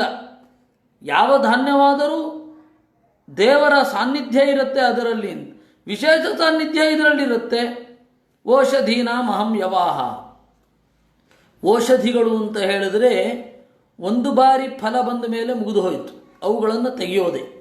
ಓಷಧ್ಯ ಫಲಪಾಕಾಂತಾಹ ಅಂತ ಹೇಳ್ತಾರೆ. ಅದರಿಂದಾಗಿ ಆ ಬೆಳೆಗಳಲ್ಲಿ ನಾನು ಅಕ್ಕಿ ಅಥವಾ ಭತ್ತ ಅಂತ ಭಗವಂತ ಹೇಳ್ತಾನೆ. ಪುರೋಧತಾಂ ವಸಿಷ್ಠೋಹಂ ಬ್ರಹ್ಮಿಷ್ಠಾನಾಂ ಬೃಹಸ್ಪತಿ ಸ್ಕಂದೋಹಂ ಸೇನಾನ್ಯಾಂ ಅಗ್ರಣ್ಯಾಂ ಭಗವಾನಜಃ ಪುರೋಧಸಾಂ ವಸಿಷ್ಠ. ಇನ್ನು ಪುರೋಹಿತರಲ್ಲಿ ನಾನು ವಸಿಷ್ಠ ಅಂತಾನೆ ಕೃಷ್ಣ. ಅಂದರೆ ವಸಿಷ್ಠರಲ್ಲಿ ನನ್ನ ಸನ್ನಿಧಾನ ಇರುತ್ತೆ. ಅದಕ್ಕೆ ಮಧ್ವಾಚಾರ್ಯರು ಹೇಳಿದ್ರು, ಮಾನುಷಾಣಾಂ ಪುರೋಧಸಾಂ, ಮನುಷ್ಯ ಪುರೋಹಿತರಲ್ಲಿ ಅಗ್ರಗಣ್ಯ ಅಂತಂದರೆ ವಸಿಷ್ಠರು. ಇದು ವಿಜಾತೀಯ ಶ್ರೈಷ್ಠ್ಯ ಅಂತ ಹೇಳ್ತಾರೆ, ವಿಜಾತೀಯ ವಿಭೂತಿ. ಇನ್ನು ಬ್ರಹ್ಮಿಷ್ಠಾನಾಂ ಬೃಹಸ್ಪತಿ, ದೇವತೆಗಳ ಪುರೋಹಿತರಲ್ಲಿ ನಾನು ಬೃಹಸ್ಪತಿಯ ಸಮಾನವಾಗಿ ಯಾರೂ ಇರಲ್ಲ, ನನ್ನ ವಿಶೇಷ ಸನ್ನಿಧಾನ ಇರುತ್ತೆ. ಸ್ಕಂದೋಹಂ ಸರ್ವಸೇನಾನ್ಯಾಂ, ಎಲ್ಲ ಸೇನಾಪತಿಗಳಲ್ಲಿ ನಾನು ಸ್ಕಂದ. ಅಗ್ರಣ್ಯಾಂ ಭಗವಾನಜಃ, ಎಲ್ಲರ ಮುಂದೆ ಇರುವವರಲ್ಲಿ, ಎಲ್ಲರಿಗಿಂತ ಮೊದಲಿದ್ದವರಲ್ಲಿ, ಎಲ್ಲರಿಗಿಂತ ಮುಂದೆ ಇರುವವರಲ್ಲಿ, ಎಲ್ಲ ಹಿರಿಯರಲ್ಲಿ ನಾನು ಬ್ರಹ್ಮ. ಅಂದರೆ ಬ್ರಹ್ಮನಲ್ಲಿ ಸನ್ನಿಹಿತನಾಗಿದ್ದೇನೆ. ಬ್ರಹ್ಮನಿಗೆ ಯಾವ ರೀತಿ ಅನುಗ್ರಹ ಮಾಡಿದ್ದೇನೆ ಅಂದರೆ ಎಲ್ಲರಿಗಿಂತ ಮೊದಲಿರ್ತಾನೆ. ಸೃಷ್ಟಿಯಲ್ಲಿ ಎಲ್ಲರಿಗಿಂತ ಮೊದಲಿಗೆ ಬರೋದು ಅವನು, ಮೋಕ್ಷದಲ್ಲಿ ಎಲ್ಲರಿಗಿಂತ ಮುಂದೆ ನಡೆಯೋನು ಅವನು. ಹೀಗಾಗಿ ಅಗ್ರಣ್ಯಾಂ, ಮುಂದೆ ನಡೆಯುವವರಲ್ಲಿ, ಮುಂದೆ ಇರುವವರಲ್ಲಿ, ಹಳಬರಲ್ಲಿ ಅವನು ಮಿಗಿಲು. ಯಜ್ಞಾನಾಂ ಬ್ರಹ್ಮಯಜ್ಞೋಹಂ ವ್ರತಾನಾಂ ಅವಿಹಿಂಸಿತಂ ವಾಯುವಾರ್ಕಾಜ್ಞಾಂಬುವಾಗಾತ್ಮ ಶುಚೀನಾಮಪ್ಯಹಂ ಶುಚಿಃ. ಯಜ್ಞಾನಾಂ ಬ್ರಹ್ಮಯಜ್ಞೋಹಂ, ಯಜ್ಞಗಳಲ್ಲಿ ನಾನು ಬ್ರಹ್ಮಯಜ್ಞ. ಅಂದರೆ ನಾನು ಬ್ರಹ್ಮಯಜ್ಞದಿಂದ ಪ್ರೀತನಾಗ್ತೇನೆ. ಬ್ರಹ್ಮಯಜ್ಞ ಅಂದರೆ ಮೂರರ್ಥ ಉಂಟು. ಒಂದು, ವೇದವನ್ನು ಕಂಡುಹಿಡಿದ ಋಷಿಗಳ ಬಗೆಗೆ ಅಪಾರವಾದ ಗೌರವವನ್ನು ಇಟ್ಟುಕೊಳ್ಳೋದು ಬ್ರಹ್ಮಯಜ್ಞ. ಎರಡನೆಯದ್ದು ಬ್ರಹ್ಮಯಜ್ಞ ಅಂದರೆ, ಬ್ರಹ್ಮಯಜ್ಞ ಅಂತ ಹೇಳಿದರೆ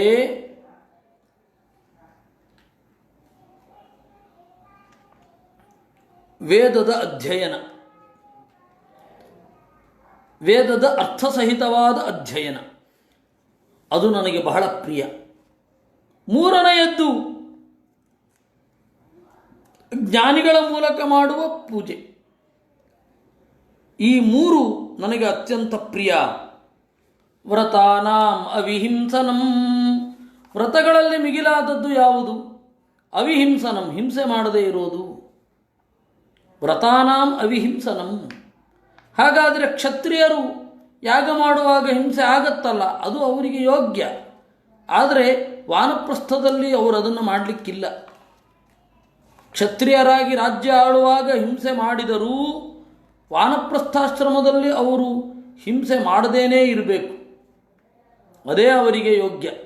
ಅದರಿಂದಾಗಿ ವ್ರತಾನಾಂ ಅವಿಹಿಂಸನಂ. ಕಾಡಿನಲ್ಲಿ ಇದ್ದಾಗ ಅಹಿಂಸಾತ್ಮಕವಾದ ಯಜ್ಞವನ್ನೇ ಅವರು ಆಚರಿಸಬೇಕು. ಅದಕ್ಕೆ ಹೇಳಿದ್ರು ವ್ರತಾನಾಂ ಅವಿಹಿಂಸನಂ ವಾಯುವಜ್ಞರ್ಕಾಂಬುವಾಗಾತ್ಮ ಶುಚೀನಾಮಪ್ಯಹಂ ಶುಚಿಃ. ಇನ್ನು ವಾಯು ಅದರ ಒಳಗಡೆ ಇದ್ದು ಶುಚಿ ಅಂತ ನನ್ನನ್ನೇ ಕರೆಯುವುದು. ಗಾಳಿ ಬಹಳ ಶುಚಿ. ಗಾಳಿ ಶುಚಿಯಾಗಿರಲಿಕ್ಕೆ ನಾನು ಕಾರಣ. ಯಾವುದನ್ನು ಅಂಟಿಸಿಕೊಳ್ಳದಂತೆ, ಯಾವುದನ್ನೂ ಅಂಟಿಸಿಕೊಳ್ಳದಂತೆ ಶುದ್ಧವಾಗಿ ಗಾಳಿ ಇರಬೇಕು ಅಂದರೆ ಅದಕ್ಕೆ ನನ್ನ ಸಾನ್ನಿಧ್ಯ ಕಾರಣ, ವಾಯು. ಇನ್ನು ಅಗ್ನಿ, ಬೆಂಕಿ ಉರಿತಾ ಇರುತ್ತೆ, ಎಲ್ಲರಿಗೂ ದಾರಿ ತೋರಿಸುತ್ತೆ, ಅದರ ಒಳಗಡೆ ಇರುವವ ನಾನೇ. ಹಾಗೆ ಆ ಶಕ್ತಿಯನ್ನು ಕೊಟ್ಟವ. ಅದರಿಂದಾಗಿ ಅಗ್ನಿಯು ಶುಚಿ. ಅರ್ಕ ಸೂರ್ಯ, ಸೂರ್ಯ ಶುಚಿ. ಆಮೇಲೆ ವಾಕ್ ಮಾತು, ಮಾತು ಶುಚಿ. ಮಾತು ಸ್ವಯಂ ತಪ್ಪಲ್ಲ, ಆಡುವವರ ದೋಷದಿಂದ ಮಾತಿನಲ್ಲಿ ತಪ್ಪು ಕಾಣುತ್ತೆ ಅಷ್ಟೇ. ಶಬ್ದವೇ ತಪ್ಪೇ ಅಲ್ಲ. ವಂಚಕ ಅವನು ಮೋಸ ಮಾಡ್ತಾನೆ. ಮೋಸ ಮಾಡುವಾಗ ಸುಳ್ಳು ಮಾತನಾಡ್ತಾನೆ. ಆ ಮಾತು ಸುಳ್ಳೇ ವಿನಃ ಮಾತೆಲ್ಲವೂ ಸುಳ್ಳಲ್ಲ. ಮಾತೆಲ್ಲವೂ ಸುಳ್ಳಾದರೆ ಶಬ್ದ ಅಪ್ರಾಮಾಣ್ಯವಾದಿಗಳಾಗ್ತೇವೆ. ಅದರಿಂದಾಗಿ ಮಾತು ಸ್ವತಃ ತಪ್ಪು ಅಲ್ಲ, ಸ್ವತಃ ದುಷ್ಟ ಅಲ್ಲ, ಅದರ ಎಚ್ಚರ ಇರಬೇಕು ಅಂದರು. ಹೀಗಾಗಿ ಶುಚಿ ಅಂತಂದರೆ ಗಾಳಿ, ನೀರು, ಬೆಂಕಿ, ಸೂರ್ಯ, ಈ ಎಲ್ಲ ಶುಚಿಯಾದ ಪದಾರ್ಥಗಳಿಗೆ ಶುಚಿತ್ವವನ್ನು ಕೊಟ್ಟವ ನಾನು. ಯೋಗಾನಾಂ ಆತ್ಮಸಂರೋಧ ಮಂತ್ರೋಸ್ಮಿ ವಿಜಿಗೀಚತಾಂ ಆನ್ವೀಕ್ಷಿಕೀ ಕೌಶಲಾನಾಂ ವಿಕಲ್ಪಖ್ಯಾತಿವಾದಿನಾಂ. ಯೋಗಾನಾಂ ಆತ್ಮಸಂರೋಧ, ಎಲ್ಲ ಉಪಾಯಗಳಿಗೆ ಮಿಗಿಲು ಆತ್ಮಸಂರೋಧ, ತನ್ನ ನಿಗ್ರಹ. ಮನೋನಿಗ್ರಹ ಅನ್ನೋದು ಎಲ್ಲ ಯೋಗಗಳ ಫಲಿತಾಂಶ. ಅದನ್ನು ಬಿಡಲಿಕ್ಕೇ ಇಲ್ಲ. ಮನೋನಿಗ್ರಹ ಅನ್ನೋದು ಅಷ್ಟು ಮುಖ್ಯ.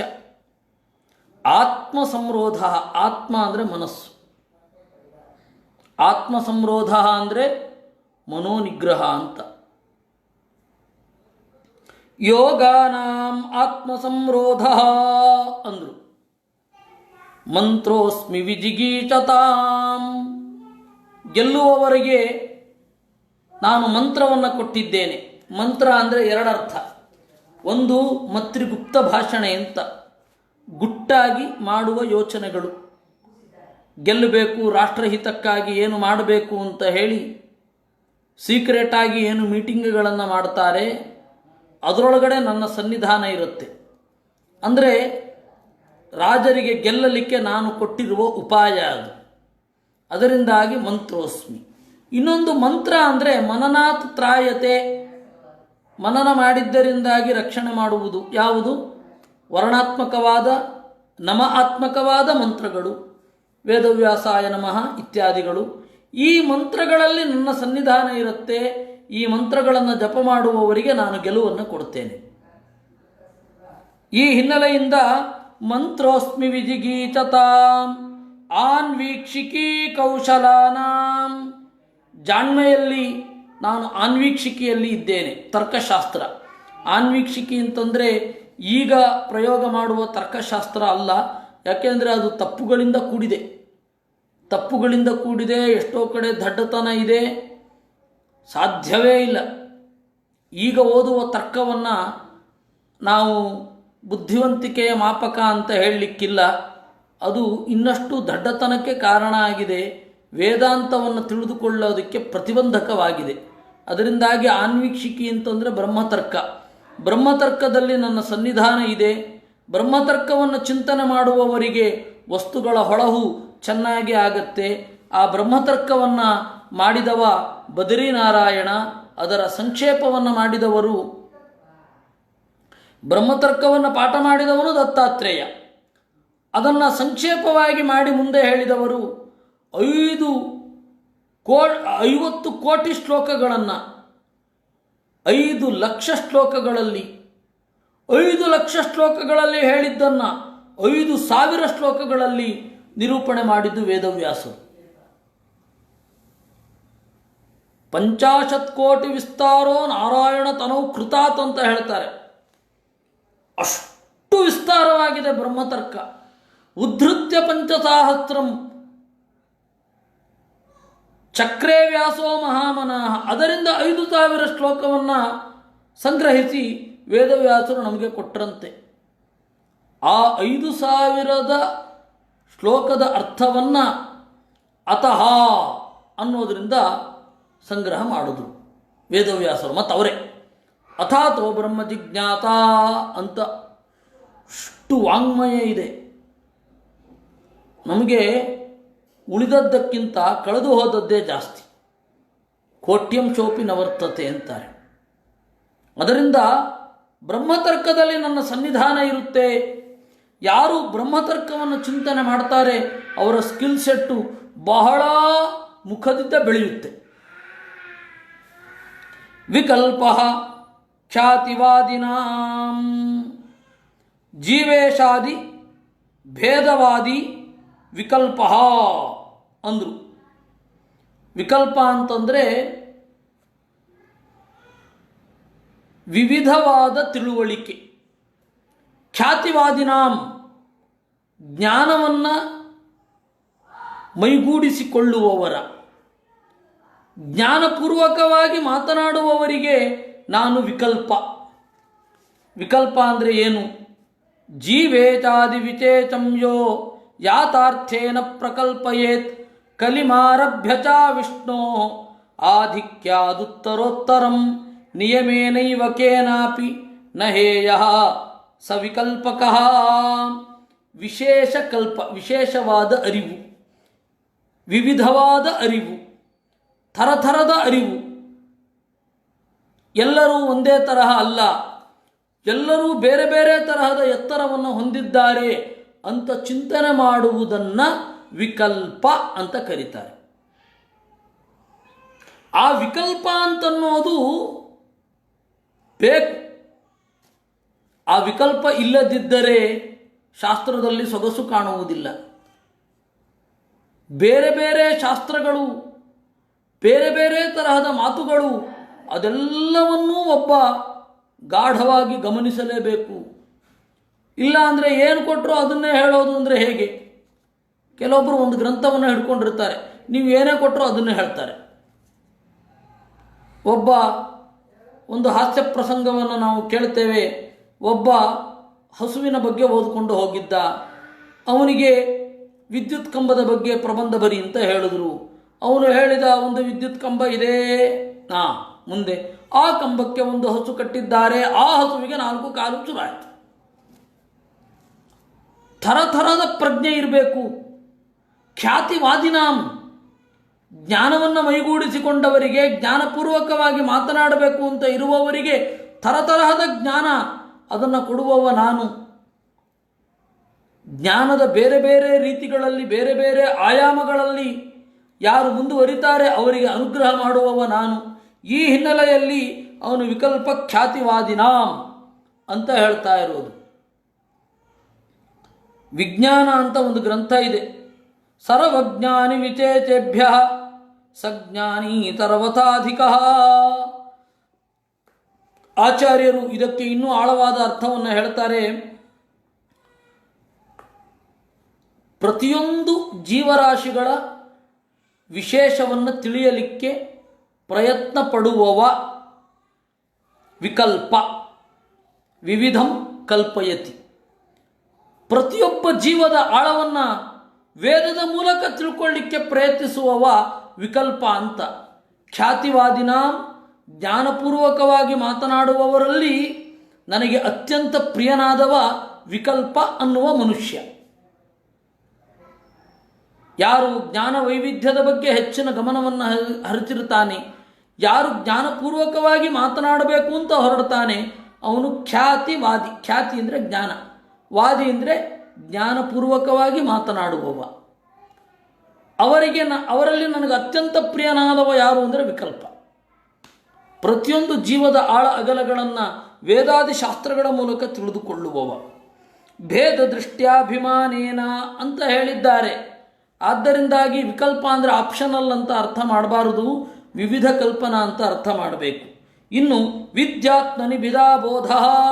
ವಿದ್ಯಾ ಅಂತಂದರೆ ವೈವಿಧ್ಯದ ತಿಳುವಳಿಕೆ ಅಂತ. ಕೆಲವರು ವಿದ್ಯಾ ವಿಧಾ ಅಬೋಧ, ಭೇದವನ್ನು ತಿಳಿಯದೇ ಇರೋದು ವಿದ್ಯಾ ಅಂತ. ವಿದ್ಯಾ ಅಂದರೆ ತಿಳಿಯೋದು ಅಂತ, ತಿಳಿದೇ ಇರೋದು ತಿಳಿಯೋದು ಅಂತ ಕೆಲವರು ಹೆಂಗೆ ಹೇಳ್ತಾರೆ ಅಂತಲೇ ಅರ್ಥ ಆಗಲ್ಲ. ಅದರಿಂದಾಗಿ ವಿದ್ಯಾತ್ಮನಿ ಭಿದಾ ಬೋಧ. ಭಿದಾ ಅಂದರೆ ಆಕಾರ ಅಂತ ಸ್ತ್ರೀಲಿಂಗ, ಭಿದಾ ಭಿದೆ ಭಿದಾಹ. ಬೋಧ ಅಂತಂದರೆ ತಿಳುವಳಿಕೆ. ವಿದ್ಯಾ ಅಂದರೆ ಆತ್ಮನಿ ಜೀವರಲ್ಲಿ ಇರುವ ಭಿದಾ ವೈವಿಧ್ಯಗಳನ್ನು ಬೋಧ ತಿಳಿಯುವುದು ಅಂತರ್ಥ. ಕಾವ್ಯ, ಕಾನೂನು ಇವೆಲ್ಲವೂ ಕೂಡ ಜೀವರ ವೈವಿಧ್ಯವನ್ನು ಮುಖ್ಯವಾಗಿಟ್ಟುಕೊಂಡಿವೆ. ಧರ್ಮಶಾಸ್ತ್ರ ಎಲ್ಲ ಜೀವರ ಸಂದರ್ಭ ವೈವಿಧ್ಯವನ್ನು ಉದ್ದೇಶವಾಗಿಟ್ಟುಕೊಂಡಿದೆ.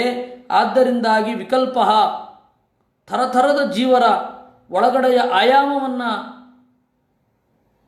ನೋಡುವವ ನನಗೆ ಅತ್ಯಂತ ಪ್ರಿಯ. ಎಲ್ಲರೂ ಒಂದೇ ತರಹ ಅಂತಿದ್ರೆ ಕಾವ್ಯ ಯಾಕೆ ಬೇಕು, ಕಾನೂನು ಯಾಕೆ ಬೇಕು? ಪ್ರಧಾನವಾಗಿ ಕಾವ್ಯದಲ್ಲಿ 3 ಬಗೆ, ನಾಯಕರು 3 ಬಗೆ: ಧೀರಲಲಿತ, ಧೀರಶಾಂತ, ಧೀರೋದಾತ್ತ ಅಂತ. ನೋಡಿ, ಇಲ್ಲಿ ವೈವಿಧ್ಯ ಇಲ್ಲದೆ ಹೋದರೆ ಜೀವ ಸ್ವಭಾವದಲ್ಲಿ ಕಾವ್ಯದ ನಾಯಕನಿಗೆ ಯಾಕೆ ವೈವಿಧ್ಯ? ಬೇರೆ ಬೇರೆ ರಸಗಳು ಏಕೆ? ಅದರಿಂದಾಗಿ ವೈವಿಧ್ಯವನ್ನು ಚಿಂತನೆ ಮಾಡುವ ವ್ಯಕ್ತಿ ನನಗೆ ಅತ್ಯಂತ ಪ್ರಿಯ ಅಂತ ಅರ್ಥ. ಮುಂದೆ ಒಂದು ಪ್ರಶ್ನೆಯ ಒಂದು ಮಾತು, ಒಂದು ಪ್ರಶ್ನೆಯ ಪ್ರಸಂಗದಲ್ಲಿ ಕೃಷ್ಣ ವಿದ್ಯಾ ಆತ್ಮನಿ ವಿಧಾ ಬೋಧ ಅಂತ ಹೇಳ್ತಾನೆ. ಸ್ತ್ರೀಣಾಂತು ಶತರೂಪಾಹಂ ಪುಂಸಾಂ ಸ್ವಯಂಭುವೋ ಮನು ನಾರಾಯಣೋ ಮುನೀನಾಂಚ ಕುಮಾರೋ ಬ್ರಹ್ಮಚಾರಿಣಾಂ. ಸ್ತ್ರೀಯರಲ್ಲಿ ಶತರೂಪ ಮಿಗಿಲು, ಆ ಶತರೂಪೆಯಲ್ಲಿ ಸನ್ನಿಹಿತನಾಗಿರುವವ ನಾನು. ಪುರುಷರಲ್ಲಿ ಮನು ಮಿಗಿಲು, ಆ ಮನುವಿನಲ್ಲಿ ಇರುವವ ನಾನು. ಶತರೂಪ ಮನುವಿನ ಹೆಂಡತಿ, ಸ್ವಯಂಭುವ ಮನುವಿನ ಹೆಂಡತಿ. ಅವಳು ಎಲ್ಲ ಸದ್ಗುಣಗಳಿಂದ ಕೂಡಿದ್ದಾಳೆ, ಅವಳು ನನಗೆ ಪ್ರಿಯ, ನಾನು ಅವಳಲ್ಲಿ ಸನ್ನಿಹಿತನಾಗಿದ್ದೇನೆ. ಇನ್ನು ಪುರುಷರಲ್ಲಿ ಮನು ನನಗೆ ಪ್ರಿಯ, ಅವನು ಮಿಗಿಲು ಎಲ್ಲರಲ್ಲಿ. ಯಾಕೆಂದರೆ ನನ್ನ ಸನ್ನಿಧಾನ ಇದೆ. ಆದ್ದರಿಂದ ಮನು ಮತ್ತು ಶತರೂಪೆಯರ ದಾಂಪತ್ಯ ಈ ಸಮಗ್ರ ಮಾನವ ಪ್ರಪಂಚವನ್ನು ಕೊಟ್ಟಿದೆ. ಮನುವನ್ನು ಯಾರು ವಿರೋಧ ಮಾಡ್ತಾರೆ ಅವ್ರಿಗೊಂದು ಅರ್ಥ ಆಗಿಲ್ಲ, ಅದು ಕಾನೂನು ಅಷ್ಟೇ, ಮನುಸ್ಮೃತಿ. ಬೇಕಾದದ್ದನ್ನು ತಗೋಬೇಕಾಗತ್ತೆ, ಔಟ್ಡೇಟೆಡ್ ಆದದ್ದನ್ನು ಬಿಡಬೇಕಾಗತ್ತೆ. ನಾವು ಅದನ್ನು ಮಾಡಿಬಿಟ್ಟಿದ್ದೀವಿ ಭಾರತದಲ್ಲಿ. ಕಾನೂನು ಯಾವತ್ತೂ ಕೂಡ ಆ ಒಂದು ಟೈಮಿಗೆ ಸೀಮಿತವಾಗಿ ಇರುತ್ತೆ, ಅದಕ್ಕೊಂದು ಕಾಲದ ನಿರ್ಬಂಧ ಇರುತ್ತೆ. ಕಾನೂನು ಅನ್ನೋದು ಯಾವತ್ತೂ ಕೂಡ ಆ ಕಾನೂನು ನ್ಯಾಯದ ತಳಹದಿಯ ಮೇಲೆ ಬಂದಿರುತ್ತೆ. ಕಾನೂನನ್ನು ಬೇರೆ ಯಾವುದೋ ಕಾಲದಲ್ಲಿ ನೋಡಿ ಇದು ಕ್ರೂರ, ಅದರಿಂದಾಗ ಅವನು ದುಷ್ಟ ಅಂತ ಹೇಳೋದಲ್ಲ. ಇವತ್ತಿನ ಕಾನೂನು ಮುಂದಿನವರಿಗೆ ಹೇಗೆ ಕಾಣಿಸುತ್ತೆ ಅನ್ನೋದು ಯೋಚನೆ ಮಾಡಬೇಕು ನಾವು. ಒಂದೊಂದು ಕಾಲದಲ್ಲಿ ಆ ತರಹದ ಅನಿವಾರ್ಯತೆ ಇರುತ್ತೆ. ಮನುಷ್ಯರ ಮನಸ್ಸು ಯಾವ ರೀತಿ ಇರುತ್ತೆ ಅನ್ನೋದನ್ನು ನೋಡಿ ಕಾನೂನು ಮಾಡಬೇಕು, ಬೇರೆ ಅಲ್ಲ. ಆ ಹಿನ್ನೆಲೆಯಲ್ಲಿ ಮನು ಎಲ್ಲರಿಗಿಂತ ಮಿಗಿಲು, ಮನು ಮನುಷ್ಯರಲ್ಲಿಯೇ ಮಿಗಿಲು. ಅದರಿಂದಾಗಿ ಮಾನವರು ಅಂತ ಕರೀತಾರೆ ಎಲ್ಲರೂ. ಮಾನವೀಯತೆ ಮುಖ್ಯ, ಮಾನವೀಯತೆ ಮುಖ್ಯ ಅಂತ ಅನ್ನುವವರಿಗೆ ಹೇಳಬೇಕು, ನೀವು ಮನುವನ್ನು ನಿರಾಕರಣೆ ಮಾಡ್ತೀರಾ ಅಂತಾದರೆ, ಮನುವನ್ನು ಆ ಕಾಲದ ಹಿನ್ನೆಲೆಯಲ್ಲಿ ಮತ್ತು ಮನುಸ್ಮೃತಿಯ ಮಿತಿಯ ಹಿನ್ನೆಲೆಯಲ್ಲಿ ಮನುವನ್ನು ನೋಡೋದಿಲ್ಲ ಅಂತಾದರೆ ನೀವು ಮಾನವರು ಅಂತಲೂ ಹೇಳ್ಕೊಳ್ಬೇಡಿ ಅಂತ. ಇಲ್ಲಿ ಮಧ್ವಾಚಾರ್ಯರು ವ್ಯಾಖ್ಯಾನ ಬರೆದರು. ಹೌದು, ಶತರೂಪ ಮತ್ತು ಮನು ಮನುಷ್ಯರಲ್ಲಿ ಮಿಗಿಲು. ಅವರಿಗಿಂತ ಮಿಗಿಲಾದ ದಂಪತಿಗಳಿದ್ದಾರೆ. ಇಂದ್ರ, ಶಚಿ, ಕಾಮ, ರತಿ, ರುದ್ರ, ಪಾರ್ವತಿ, ಶಿವಪಾರ್ವತಿಯರು, ಶೇಷವಾರುಣಿಯರು, ಗರುಡ ಸುಪರ್ಣಿಯರು ಇದ್ದಾರೆ. ಅದು ಮನುಷ್ಯರಲ್ಲಿ ಅಂತ ಇಟ್ಟುಕೊಂಡು ಇದನ್ನು ಹೇಳ್ತಾ ಇರೋದು. ಮತ್ತು ಅವನು ಶಚಿಗೆ ಸಮಾನನಾದವ. ಆ ಕಾರಣದಿಂದ ಅವನನ್ನು ಹೇಳ್ತಾ ಇರೋದು. ನಾರಾಯಣೋ ಮುನೀನಾಂಚ, ಮುನಿಗಳಲ್ಲಿ ನಾರಾಯಣ ಮಿಗಿಲು. ನಾರಾಯಣ ಅಂದರೆ ಸಾಕ್ಷಾತ್ ಬದ್ರಿನಾರಾಯಣ, ಅದು ಕೃಷ್ಣನೇ. ಇದು ತನ್ನ ರೂಪವನ್ನೇ ಹೇಳಿಕೊಂಡದ್ದು. ಯಾಕೆ ಅಂತ ಹೇಳಿದರೆ, ಎಲ್ಲರಿಗೂ ಉತ್ತಮತ್ವವನ್ನು ಕೊಡುವ ನಾನು ಉತ್ತಮನಾಗಿ ಇರ್ತೇನೆ ಅಂತನ್ನೋದನ್ನು ಹೇಳಲಿಕ್ಕೆ. ಮುನಿಗಳು ಕಾಮವನ್ನು ಗೆಲ್ಲುವ ಭರದಲ್ಲಿ ಕೋಪಕ್ಕೆ ವಶರಾಗ್ತಾರೆ. ಪ್ರಾಯ ಕೋಪ ಅನ್ನೋದು ನಾನು ಎಲ್ಲಿ ಕಾಮಕ್ಕೆ ವಶನಾಗ್ತೇನೋ ಅನ್ನುವ ಹಿನ್ನೆಲೆಯಿಂದ ಬಂದಿರಬಹುದು, ಹೇಳಲಿಕ್ಕೆ ಬರಲ್ಲ. ಕೆಲವೊಮ್ಮೆ ಈಗೋ ಹರ್ಟಾದರೂ ಸಿಟ್ಟು ಬರುತ್ತೆ. ಮುನಿಗಳು ಕಾಮದ ಕೈಯಿಂದ ತಪ್ಪಿಸಿಕೊಳ್ಳಲಿಕ್ಕೆ ಹೋಗಿ ಕೋಪದ ಬಾಯಲ್ಲಿ ಬೀಳ್ತಾರೆ. ನಾರಾಯಣ ಕೋಪದ ವಶನೂ ಆಗಲಿಲ್ಲ, ಕಾಮದ ವಶನೂ ಆಗಲಿಲ್ಲ.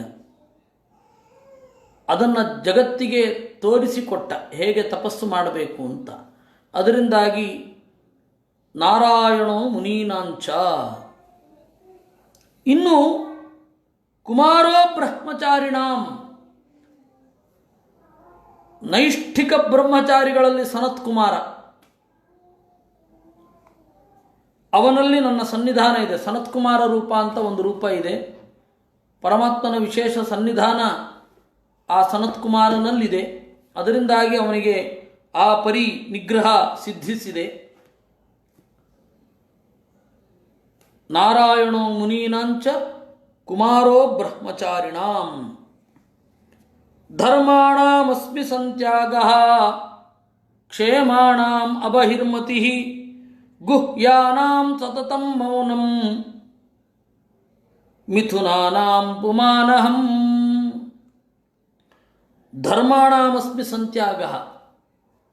ಎಲ್ಲ ಧರ್ಮ ಏನಿದೆ ಅದರಲ್ಲಿ ಮಿಗಿಲಾದದ್ದು ತ್ಯಾಗ. ದೇವರಿಗೆ ಎಲ್ಲವನ್ನು ಸಮರ್ಪಣೆ ಮಾಡುವುದು. ತ್ಯಾಗ ಅಂದರೆ ಅರ್ಪಣೆ.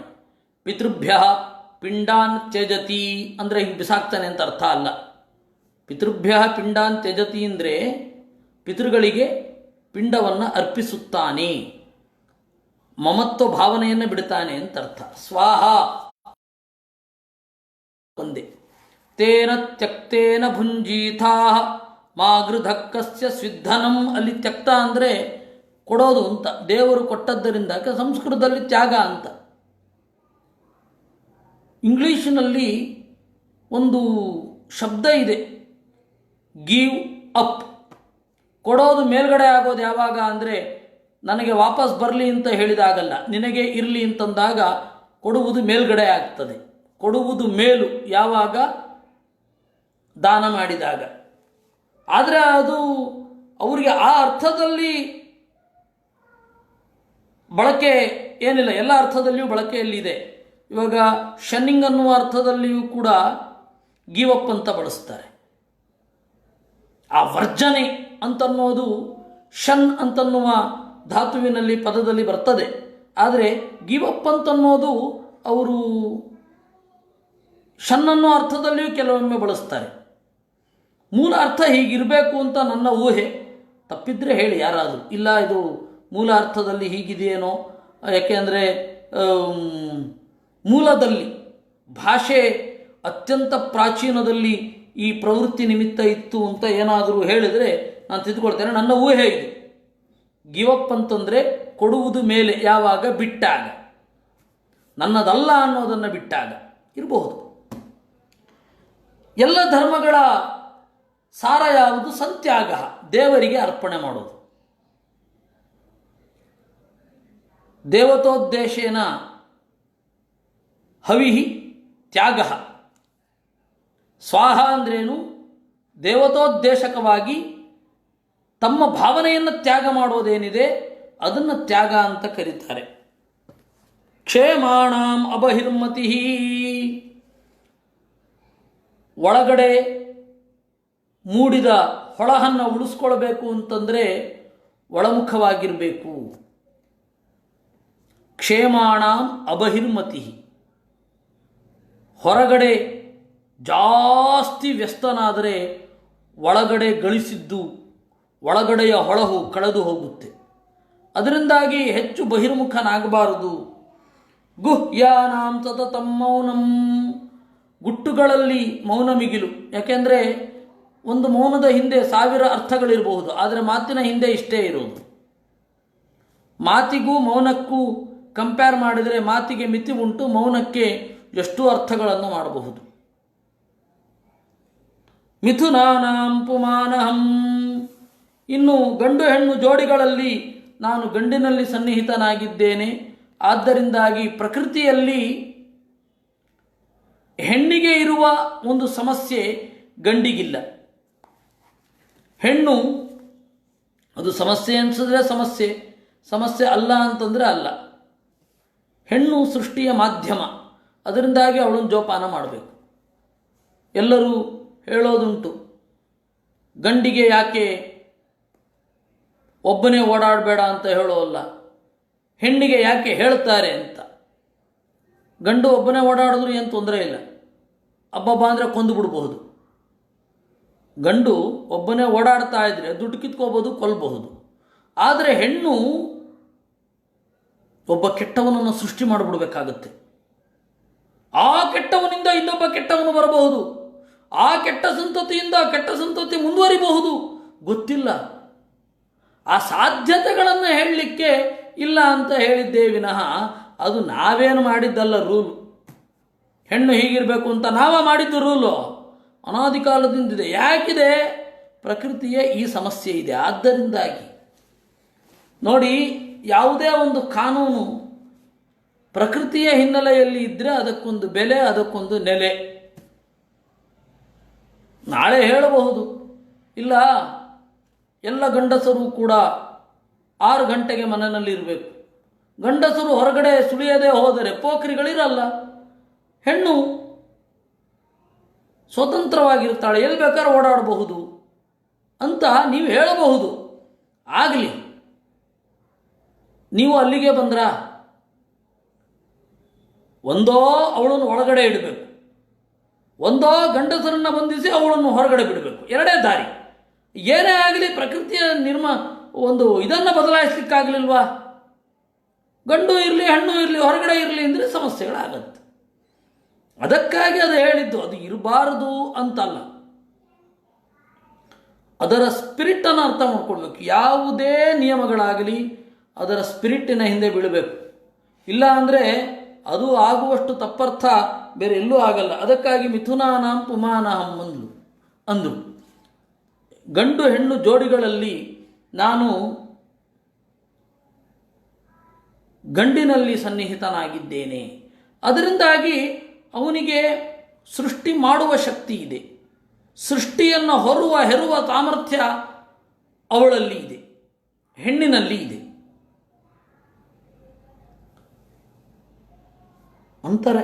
ಅವ್ರಿಗೇನು, ಅವು ಬುದ್ಧಿ ಇಲ್ಲದ ಜೀವಿಗಳು, ಅವ್ರ ಬಗ್ಗೆ ಏನು ಮಾತಾಡೋದು.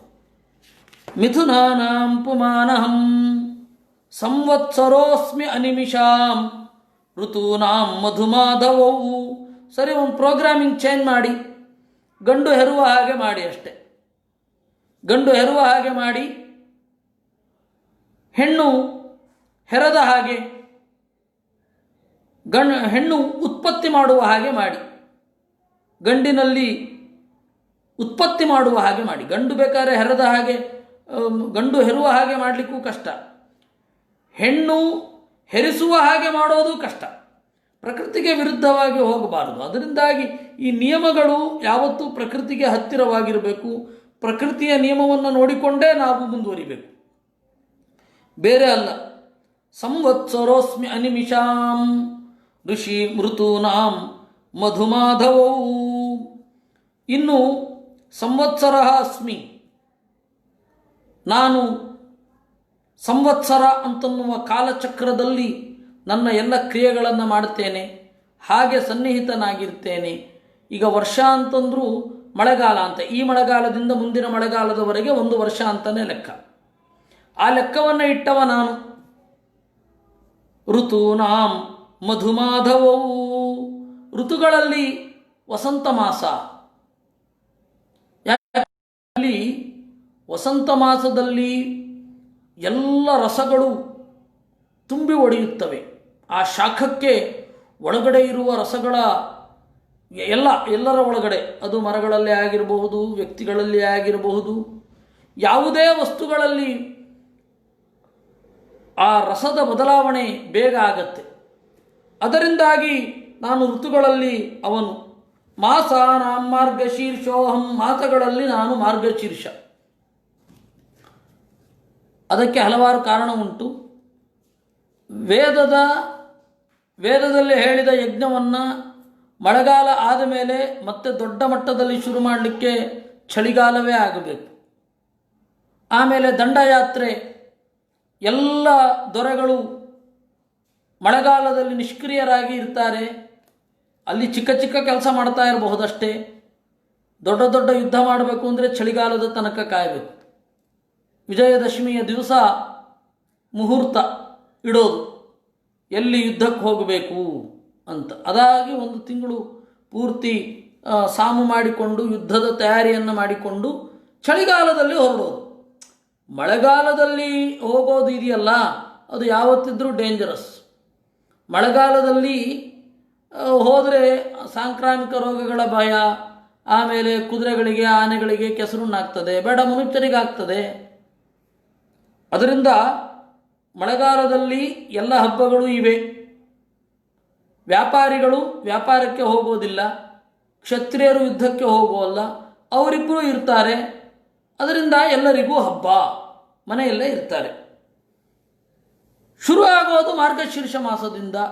ಮಾಸಾನಾಂ ಮಾರ್ಗಶೀರ್ಷೋಹಂ ನಕ್ಷತ್ರಾಣಾಂ ತಥಾಭಿಜಿತ್, ನಕ್ಷತ್ರಗಳಲ್ಲಿ ನಾನು ಅಭಿಜಿನ್ ನಕ್ಷತ್ರ. ಅದಕ್ಕೆ ನಾನು ಪ್ರಧಾನ. ಮಾರ್ಗಶೀರ್ಷ ಮಾಸ ಮೊದಲಾಗಬೇಕಿತ್ತು ಅಂತ ಹೇಳಿ ಒಂದುಂಟು, ಅದಕ್ಕೆ ಇನ್ನಷ್ಟು ಪ್ರೂಫ್ಗಳನ್ನು ಹುಡುಕ್ತಾ ಇದ್ದೀನಿ ನಾನು, ಅದನ್ನು ನಂತರ ಮಾತನಾಡುವ. ತಥಾಚ ಏನಾಯಿತು, ಅಭಿಜಿನ್ ನಕ್ಷತ್ರ ನನ್ನ ನಕ್ಷತ್ರ. ಅಭಿಜಿತ್ ನಕ್ಷತ್ರದಲ್ಲಿ ಶುರು ಮಾಡುವ ಕೆಲಸ ಯಶಸ್ವಿ ಆಗತ್ತೆ. ಯಾಕೆಂದರೆ ಅದು ನನ್ನ ಸಂಕಲ್ಪ ಅಂತ ಕೃಷ್ಣ ಹೇಳ್ತಾನೆ. 27 ಶ್ಲೋಕಗಳಾಯಿತು. ಉಳಿದದ್ದನ್ನು ನಾವು ನಾಳೆ ಮಾಡುವ. ಈ ತನಕ ಕೇಳಿದ್ದನ್ನು ದೇವರಲ್ಲಿ ಅರ್ಪಣೆ ಮಾಡೋಣ. ಕೃಷ್ಣಾರ್ಪಣಮಸ್ತು. ಅನೇನ ಭಾವಿ ಯತ್ ಪುಣ್ಯಂ ತದಾಪ್ನೋತು ಪಿತಾಮಮ.